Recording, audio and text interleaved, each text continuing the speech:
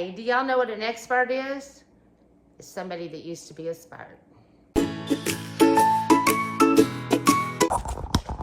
I'm no expert, that's for sure. I've only been doing this 9 months, but today we're going to talk about equipment that you need to make flour. Hi, I'm Lynn, but my grandson calls me Whimsy, and that's the name I chose to help me to remember to be fun. So here on my channel, we know not only how we're going to do things, but with whom we're going to do them. So let's go do some things with Whimsy. In the last video I did, I talked about the benefits of fresh mill flour. And if you went, oh wow, I think I need to make that journey, you're going to need some equipment in order to make flour, which is exactly what you're doing. It won't take long for you to figure out why bakers wear white, but that's a whole other story. Maybe that's part of the equipment. If you have a KitchenAid mixer, which I have always dreamed of having, they make an attachment that's meant to mill flour. However, from what I understand, it doesn't do a super great job, and you can burn out your KitchenAid. And I would go back to making cakes with my KitchenAid and just use it for that if it were me. When I first started this journey, my friend bought a Nutri-Mill Classic, which to me looks a lot like R2-D2. And she also bought a Nutri-Mill Impact, which has a smaller capacity bowl on it.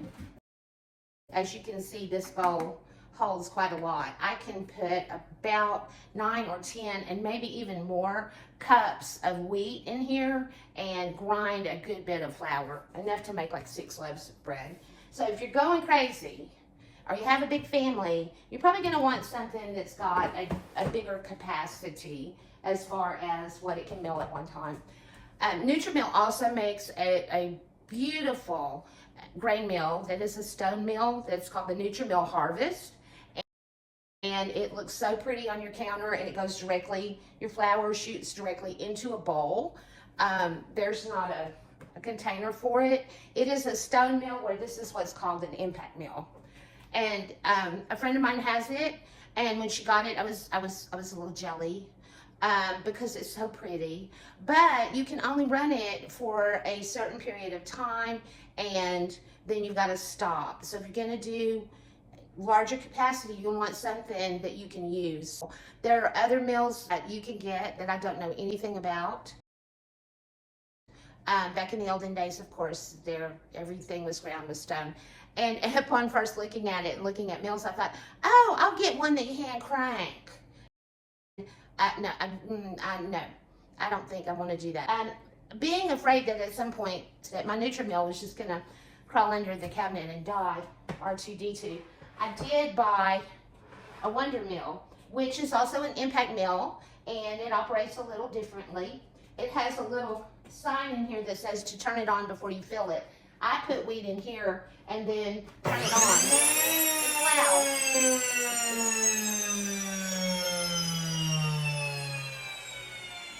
It'll wait for the airplane to come in for a landing. And you can go ahead, but they want you to turn this on before, and it works a little bit differently. It has, this is the receptacle that the flour goes in, and it's actually a little bit smaller. It does grind the flour nicely. There's a little sponge that goes there, and a little cup.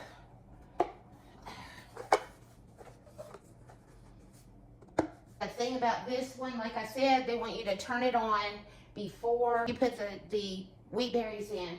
And the odd thing about this one is that, well, you might want to hang on to it, because with the Nutri-Mill, it will run. Have the bowl in.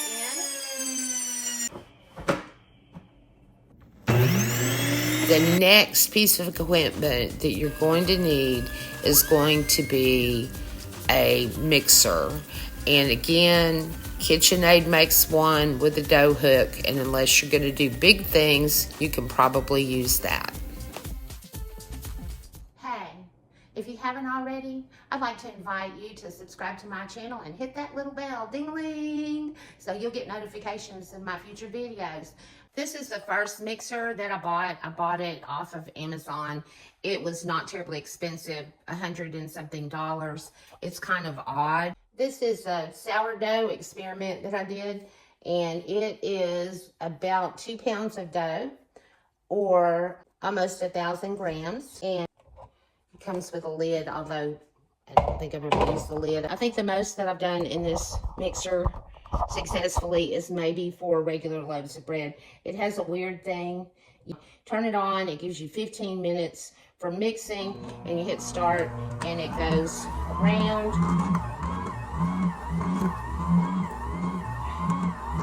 And then it stops.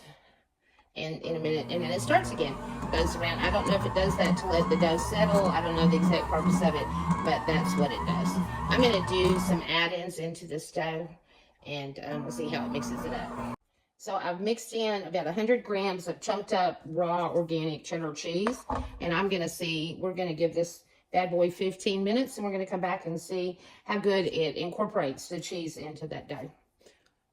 So this thing's been at this for about 8 minutes. I got it paused. While y'all weren't looking, I threw in some craisins.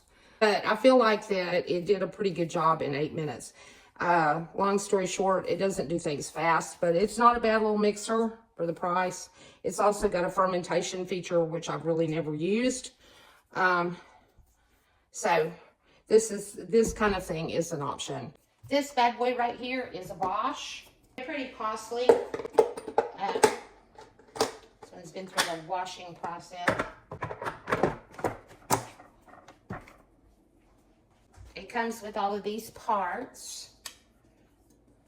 And this is a pretty heavy-duty mixer. You don't probably even want to try to make 1 loaf of bread in this mixer. It does. I've done up to 6 in it successfully. It's a splash guard and lid, and I don't use the lid very often.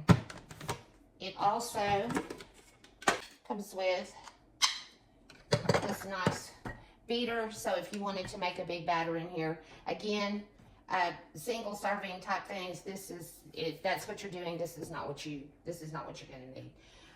The other thing I discovered is that actually if you take this off, there it goes. See, there's a place for an attachment for I think in a blender, maybe. I don't know. I use it to mix dough.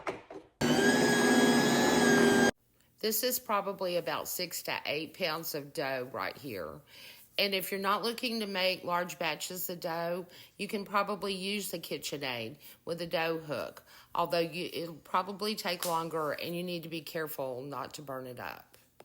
There are other large batch mixers on the market. I really don't know anything about them. I'm pretty happy with this one, and I get window pane in 6 to 8 minutes. Regardless of what you do in all things, I encourage you, stay whimsical.